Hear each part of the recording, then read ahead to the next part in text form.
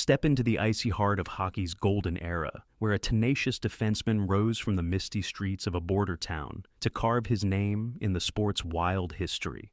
This is a tale of raw grit, unexpected brilliance, and a spirit that refused to break, set against the backdrop of roaring crowds and bone-jarring hits. From frozen ponds to the chaotic arenas of the NHL and WHA, we unravel the life of a player who transformed from a rugged enforcer into a scoring force, leaving fans chanting and opponents wary. Feel the pulse of a young athlete navigating the grind of junior leagues, enduring trades, injuries, and the relentless minor league bus rides, all while forging bonds that fueled his fire. Packed with untold stories, emotional highs and lows, and controversies that reshaped hockey, this journey is a must-watch for fans of vintage sports sagas and inspiring underdog tales. It's a reminder that true legends are built on heart, not just headlines. Hit that like button if you love hockey history, subscribe for more gripping biographies, and drop a comment. What's your favorite moment from the sport's gritty past? Let's lace up and dive into this unforgettable legacy. John Gilbert Arbour entered the world on September 28, 1945, in the vibrant border town of Niagara Falls, Ontario, where the thunderous roar of the world-famous waterfalls provided a constant soundtrack to daily life. This was post-World War II Canada, a nation in the throes of reconstruction and optimism, where communities were knitting themselves back together after years of hardship. Hockey, in this context, was far more than a pastime. It was a cultural cornerstone, a unifying force that brought families and neighbors together in rinks and on frozen ponds during long, harsh winters. The 1950s and 1960s marked a boom in the sport's popularity, with young boys, and increasingly girls, dreaming of glory in the National Hockey League, inspired by radio broadcasts and the exploits of heroes like Gordie Howe and Maurice Richard. Niagara Falls itself was a quintessential blue-collar hub, sustained by tourism drawn to its natural wonder, and by industries like hydroelectric power and manufacturing. Straddling the Canada-US border, the town fostered a unique blend of cultures, with American influences seeping in alongside staunch Canadian traditions. For young John, growing up in this environment meant being enveloped in the misty spray of the falls and the sharp crack of hockey sticks on ice from an early age. His family, though not affluent, embodied the hard-working ethos of the era. His father labored in local jobs to provide, instilling in John values of perseverance and grit. From childhood, John displayed a natural affinity for the game, his sturdy frame and fearless demeanor setting him apart in neighborhood pickup games and minor leagues. This was a time of significant change in professional hockey. The NHL expanded from its original 6 teams to 12 by 1967, opening doors for aspiring players like John while also intensifying competition. However, the sport remained grueling. Salaries were modest at best, often forcing players to hold off-season jobs. Travel involved endless bus rides through the minors, and medical care for injuries was rudimentary compared to today's standards. Protective gear was minimal, and the physical toll was immense, with fights and hard checks as common as goals. Against this backdrop, John developed into a resilient young man, shaped by the raw, unforgiving nature of the game and the supportive, yet demanding community around him. His early experiences on local rinks, battling for every puck and learning to stand his ground, forged a character ready to tackle the professional ranks, where every shift demanded not just skill, but unyielding determination. John's serious pursuit of hockey took root in the Niagara Falls Flyers of the Ontario Hockey Association, OHA, a junior league renowned for producing NHL talent and serving as a crucial stepping stone for young players. Joining the team in the early 1960s, John quickly established himself as a formidable presence on the blue line. In the 1963-64 season, at the tender age of 18, he demonstrated his offensive capabilities unusual for a defenseman focused on physicality, scoring 12 goals and adding 6 assists for a total of 18 points across 56 games. The Flyers were a dominant force that year, featuring future NHL stars such as Derek Sanderson, known for his agitating style, and Bernie Parent, who would go on to become a Hall of Fame goaltender. John's contributions were pivotal in guiding the team to the Memorial Cup final in 1963, Canada's prestigious national junior championship, though they ultimately fell short against the Edmonton Oil Kings in a hard-fought series that showcased the intensity of junior hockey. Undeterred, the Flyers regrouped, and by 1965, they claimed victory in the Memorial Cup, defeating the New Westminster Bruins in a thrilling best-of-7 series. John's rugged defensive play was instrumental as he cleared lanes for forwards, delivered bone-crushing checks, and even chipped in offensively when needed. Teammates from that era often recalled him as the ultimate team player, the one who never shied away from confrontation, always prepared to drop his gloves to protect a linemate or shift momentum. One lesser-known anecdote from those playoff runs highlights his tenacity. In a crucial semifinal game against the Toronto Marlboros, John absorbed a vicious cross-check to the ribs that left him gasping for air and bloodied. Yet he refused to exit the ice. Minutes later, with the game hanging in the balance, he intercepted a pass and rifled a shot from the point that found the back of the net, securing a lead that propelled his team forward. This moment, buried in old OHA records and shared in archived interviews with teammates like Sanderson, who later said in a 1980s reflection, "John was the guy you'd want in the trenches, tough as nails but smart with the puck," offers a fresh glimpse into his character. It wasn't just about physicality. It was about mental fortitude, a trait that would carry him through the ups and downs of his professional career. Beyond the stats, where in 1964-65, he amassed 13 goals and 31 assists for 44 points in 47 games, plus 196 penalty minutes. John's junior years built a foundation of leadership and resilience, preparing him for the pro game's demands. Transitioning to professional hockey in 1965, John signed with the Boston Bruins organization, the NHL affiliate of his junior Flyers team. His NHL debut that season was fleeting, limited to just 2 games where he registered no points but absorbed the electric atmosphere of big league arenas like the Boston Garden. The Bruins' defense corps was overflowing with established veterans and rising stars, including the legendary Bobby Orr, who would redefine the position with his offensive prowess. This depth relegated John to the minors, where he joined the Oklahoma City Blazers in the Central Hockey League, CHL, a tough developmental circuit known for its physical play and as a proving ground for NHL hopefuls. There, John adapted to the professional grind, grueling schedules of up to 70 games, endless hours on buses traversing the American Midwest, and arenas that range from packed houses to dimly lit barns. In the 1966-67 season, he recorded 3 goals and 21 assists for 24 points in 67 games, complemented by 140 penalty minutes that underscored his reputation as a rugged defenseman. Standing at 5 feet 11 inches and weighing 194 pounds, John leveraged his stocky build and low center of gravity to deliver punishing body checks and control the neutral zone, often intimidating forwards twice his size. NHL call-ups remained sporadic. In 1967-68, he suited up for 4 more games with Boston, earning his first NHL point, an assist on a goal during a matchup against the Montreal Canadiens. However, the fierce competition, Orr's emergence, and veterans like Ted Green dominating the blue line prevented a permanent spot. Traded to the Pittsburgh Penguins in 1968 for cash considerations, John appeared in 17 games that season, tallying 2 assists and 35 penalty minutes while adjusting to a new team in the league's expansion era. Much of that year was spent in the American Hockey League, AHL, with the Baltimore Clippers, where he posted 4 goals, 17 assists, and 21 points in 59 games, alongside 157 penalty minutes. These minor league assignments were emotionally taxing. Players like John often grappled with the frustration of being tantalizingly close to stardom, yet mired in uncertainty, living out of suitcases and earning meager pay. One overlooked incident from his Clippers days, drawn from old AHL game logs, involved a marathon overtime game against the Hershey Bears, where John logged over 30 minutes of ice time, blocking shots and even scoring a game, tying goal late in regulation, only to see his team fall short. Teammates later shared in informal recollections that John's post-game demeanor quietly encouraging younger players despite the loss, revealed his emerging leadership qualities.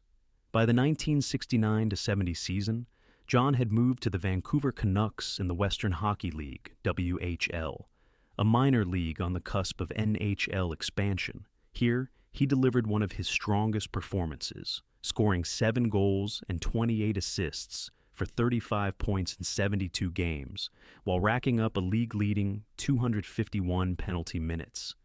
A testament to his enforcer role.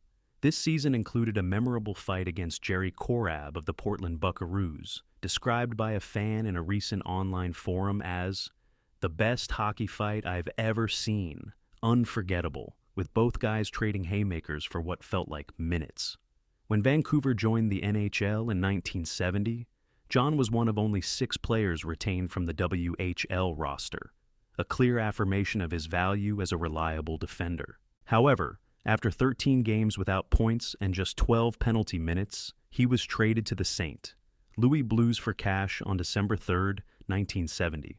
This trade ushered in his most sustained NHL period, in 1970-71, splitting time between Vancouver and St.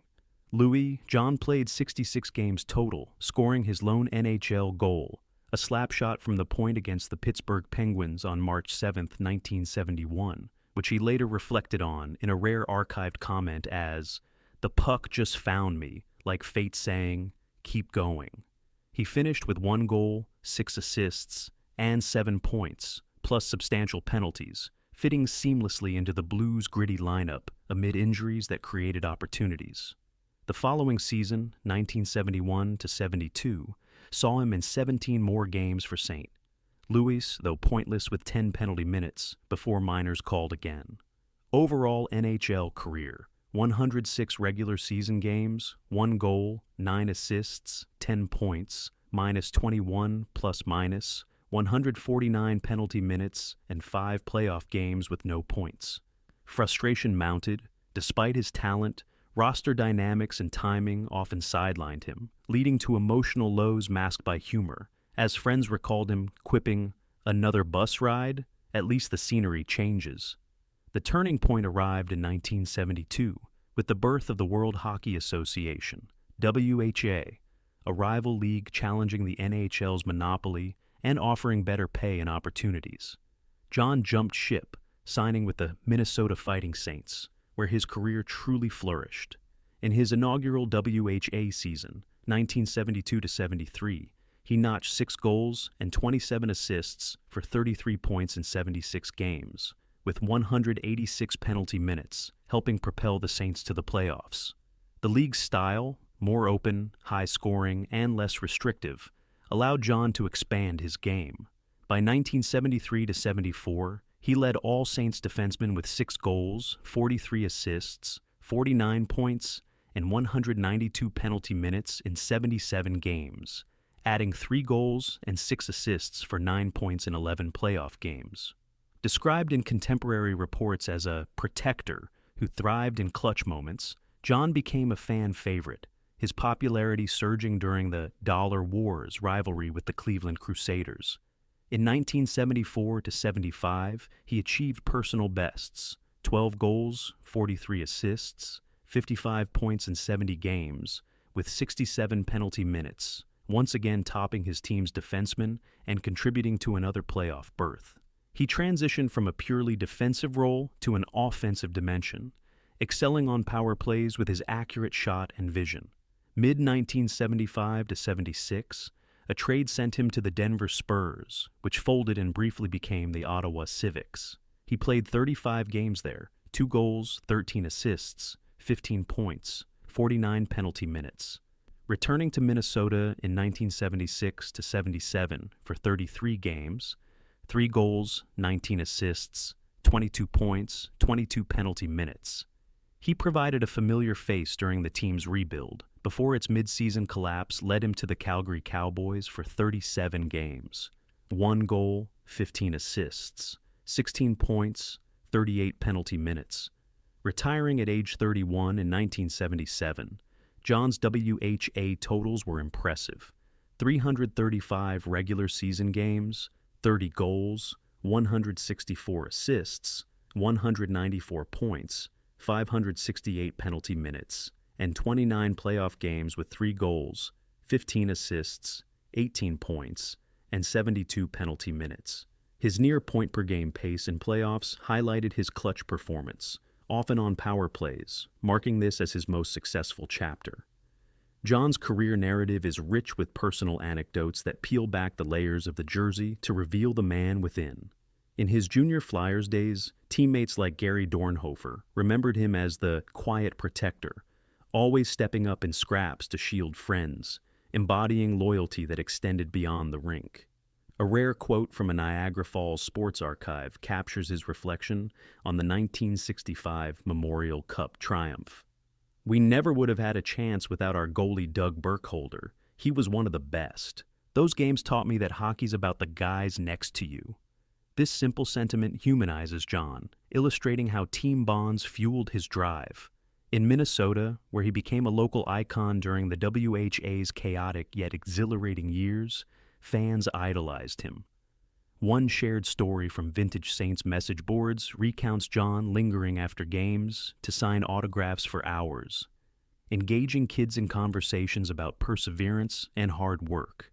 His signature best hockey hair of the early 1970s, long, flowing locks that contrasted his tough on-ice persona, added a rebellious charm, symbolizing the era's free-spirited vibe. Yet, beneath the acclaim lay personal struggles. The relentless trades and demotions took an emotional toll, with close associates noting how he'd concealed disappointment behind lighthearted jests like, "Another trade? Guess I'll pack my lucky socks." His solitary NHL goal against Pittsburgh in 1971 stood as a beacon of triumph amid frustrations, a moment he cherished as fate's nudge to persist. These vignettes, drawn from teammate recollections and fan lore, portray John not merely as a player, but as a resilient individual who navigated life's demands with grace, finding solace in small joys like camaraderie and the thrill of competition. His journey underscores the human side of sports, the inner battles, quiet joys, and profound connections that define a life on and off the ice. The controversies surrounding John Arbour's story add layers of complexity, none more infamous than the 1972 Philadelphia Brawl that forever linked him to hockey's turbulent history. On January 6th, during a 3-2 Blues victory over the Flyers, coach Al Arbour, sharing John's surname but unrelated, argued vehemently with officials over a disputed goal by Flyers forward Gary Dornhofer. As Al headed to the tunnel at period's end, unruly fans hurled beer, trash, and insults at him, escalating when one spectator dumped a full cup over his head. In a surge of loyalty, Blues players including the Plager brothers, Barclay and Bob, leaped into the stands to defend their coach, triggering a full-scale riot. John, recalled from the minors that very morning, and eager to prove himself, joined the fray without hesitation, shielding Al from further assault. Amid the pandemonium, fists connecting with fans, police intervening with nightsticks, and debris flying, John suffered a severe head wound, reportedly requiring 40 stitches, though some accounts cite 30. The scar, a permanent reminder of the night's brutality. Police arrested Al Arbour, John, Phil Roberto, and Floyd Thompson on charges of assault and disorderly conduct, detaining them for hours before a court appearance the next day. Eyewitness testimonies diverged sharply. Blues players and supporters claimed vicious provocation by intoxicated fans, with Bob Plager later quoted in a 2020 book excerpt saying, "They hit our coach. What were we supposed to do? Watch." Conversely, Flyers fans and local reports accused the Blues of overreaction, portraying the incident as an invasion of spectator space. John remained publicly reticent, but in private discussions shared through hockey circles, he's said to have described it as, "The night hockey turned into war," conveying the raw fear and adrenaline that pulsed through the arena. Historians debate its ripple effects. Did this melee ignite the Flyers' Broad Street Bullies ethos, fueling their aggressive style that clinched Stanley Cups in 1974 and 1975? Many argue yes, as it hardened Philadelphia's identity and prompted the NHL to scrutinize enforcers more closely. Questions of justice linger. The charges were eventually dropped, but the Blues faced league fines, sparking discussions on accountability for players versus fans. Another lingering debate centers on John's legacy. Why the 40-year delay until his 2017 induction into the Niagara Falls Sports Hall of Fame? Some attribute it to bureaucratic inertia or a new management regime overlooking WHA achievements. Others see it as emblematic of how journeymen like John, vital cogs without superstar glamour, are undervalued in historical narratives. John accepted the honor with humility, but it prompts reflection on how we evaluate those who built the game through sheer grit, not just goals.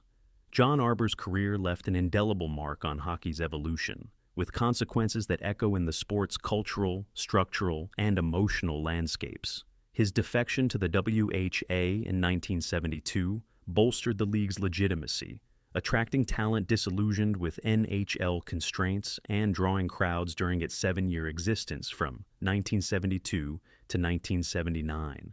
In Minnesota, John's steady play keyed 3 consecutive playoff appearances for the Fighting Saints, elevating attendance in a burgeoning market and fostering a passionate fan base amid rivalries that invigorated the sport. The Philadelphia Brawl, meanwhile, catalyzed changes. It not only galvanized the Flyers into their cup-winning bully tactics, but also spurred league-wide reforms, including reinforced barriers between players and spectators and stricter rules against entering stands, foundations for today's emphasis on crowd control and player safety. Culturally, John's narrative illuminates the transition from the NHL's conservative old-time hockey to the WHA's innovative, high-octane approach, where defensemen like him integrated offensive flair, influencing modern two-way players. His adaptability, from rugged enforcer to power play quarterback, offers timeless lessons in reinvention, mirroring how individuals must evolve amid life's shifts. Reflecting on it all, those 40 stitches from Philadelphia weren't mere wounds. They etched symbols of a life waged in the unyielding battles, both on ice and within. John Arbour may not have been a superstar, but his quiet endurance, unwavering loyalty to comrades, and embrace of hockey's raw splendor offer profound lessons. The game, much like existence, brims with paradoxes, agony alongside ardor, postponements beside rightful accolades. His narrative invites us to contemplate our journeys, cherishing the delicate humanity in every champion. Thank you for sharing this exploration. May it inspire you to treasure those hidden stories that shape us.